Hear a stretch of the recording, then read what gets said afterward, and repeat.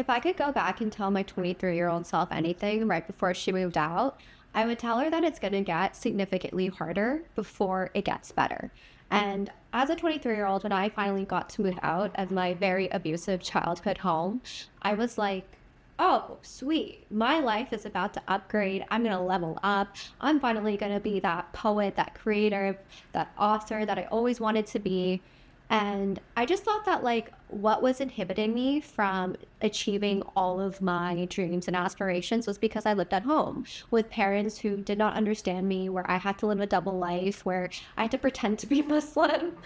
And, like, I just had to do all these things that, like, I didn't want to do. And it was so mentally exhausting. And it took up so much of my brain space. My brain space was, like, divided between just being, like, cautious, hypervigilant, anxious, and, like, trying to hide my entire identity from my parents. And the other half was like spent being super delusional, because like if you're living at home and like you like need to get the fuck out of there, you need to be batshit delusional. Like your manifestation game needs to be so intense. I understand like manifestation, this is a whole other tangent, but safety is required to manifest anything. So I understand if you're in an unsafe situation, how like visualizing your best future is like insane. But I did that anyways. And I did a lot of meditations along with that. Maybe I'll make a whole other separate video on manifesting while you're living at home with crazy people. But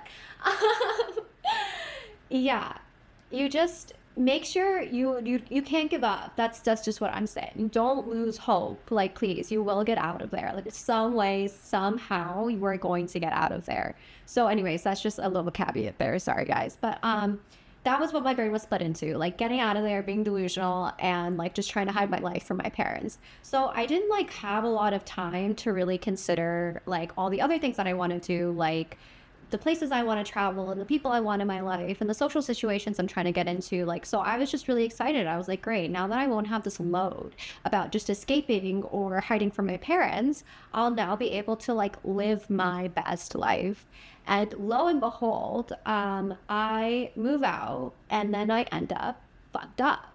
I end up like, the thing is like, just because I moved out doesn't mean I changed or anything changed. Like my routines didn't change, and like I still didn't have a social circle. Like there was still like no one in my life that was really checking in on me or caring for me. Like I was a one-man lone wolf team.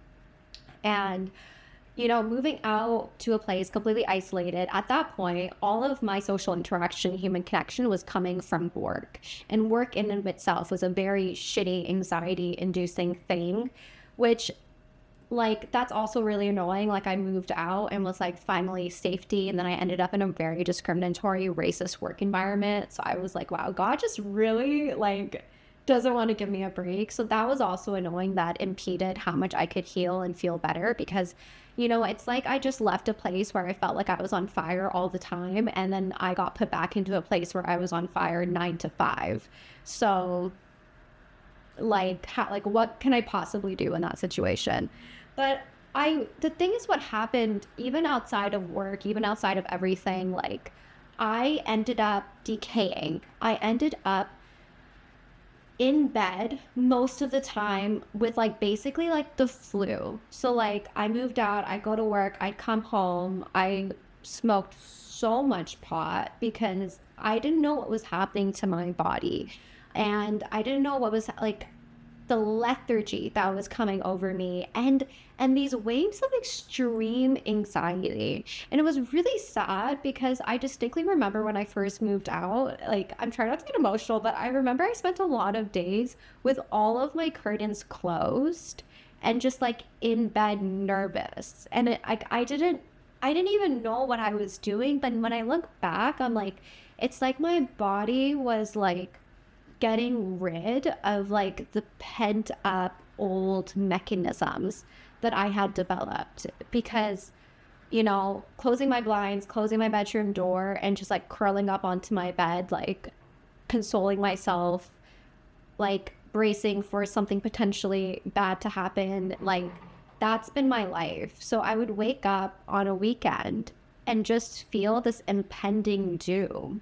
And the next thing I would know, like I'm just isolating in my place. I have an Aiden, And I haven't gone outside and I don't want to be around people and I'm just scared of everyone and everything. And I wasn't like that before I moved out, you know, and it was just a really like, my body didn't know that I was safe. It was so foreign and it just kept giving me threats to conquer and threats to work through because that's what I was so used to. So I'm like living in this weird matrix that I built for myself where I'm giving myself like pain and anxiety and suffering. And it didn't help either that I worked in an environment that was so inflammatory. So some of it was honestly very valid. It was very valid that I was like scared and paranoid.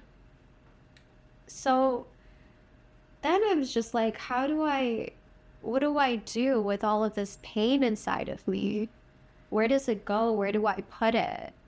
And I really wish like I could just get rid of it. That's what it started to feel like. It felt like there was sewage inside of me. It felt like I was literally carrying around my past with me and it was controlling me like a ratatouille situation.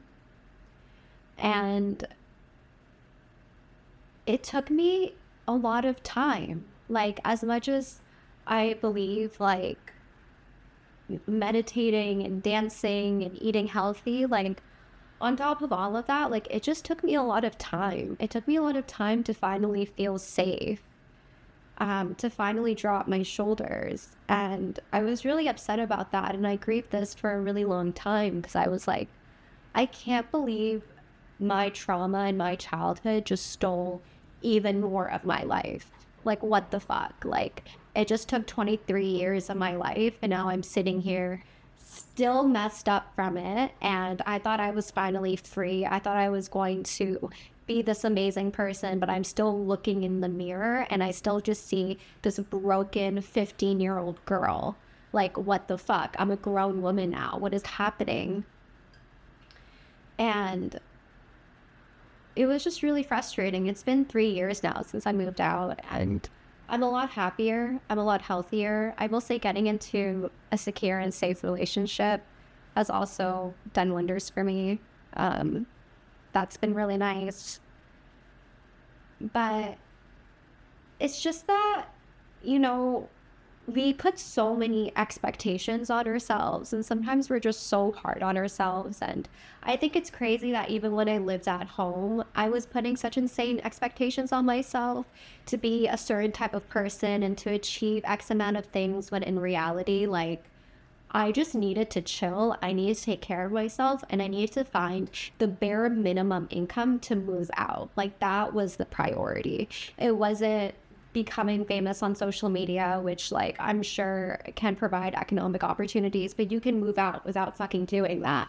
So, like, my point is like, you know, if you're leaving a horrendous situation, a home, a relationship, a person, a job, there's going to be some time where your body just needs to sweat out the trauma and the misery and the fuckery that you consumed but suppressed that entire time in order to get through it. You are going to have a recalibration phase. And the recalibration phase fucking sucks. If any of you guys watched Avatar: The Last Airbender, it's like when Zuko decides to become a good person and he becomes like super ill and is just in bed and he thinks he's like fucking dying. And it's because that version of you that was surviving, that was in so much pain, it has to die. It's leaving you. It's not a part of your reality anymore. You're now in a new reality where you're safe. So that old identity that was like keeping you safe, and dare I say keeping you also very small, very isolated, very vulnerable,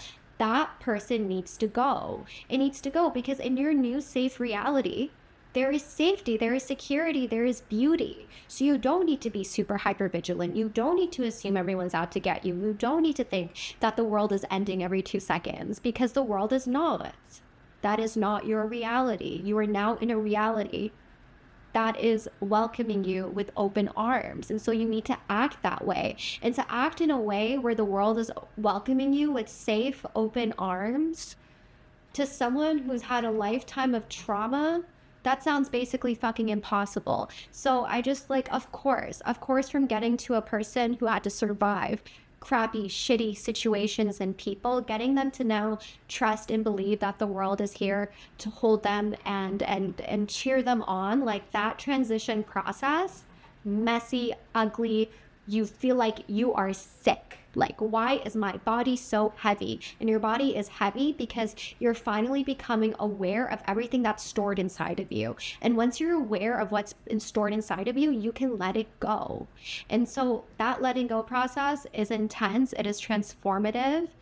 And it is one of the most beautiful recalibrations that will ever occur. And, you know, for me, it's been 3 years since I moved out. I am still recalibrating. My body is still learning safety. I am still learning how to be the fucking woman I was always meant to be. I'm learning that every day. And every day I wake up and I'm like, oh, like my shoulders are like this because I still feel like someone's going to come attack me, you know? Like I still feel unsafe. And that's why my body is not operating in the way that it should be. So what can I do? I can fucking relax myself. You know, my favorite motto becomes, how relaxed can I live life?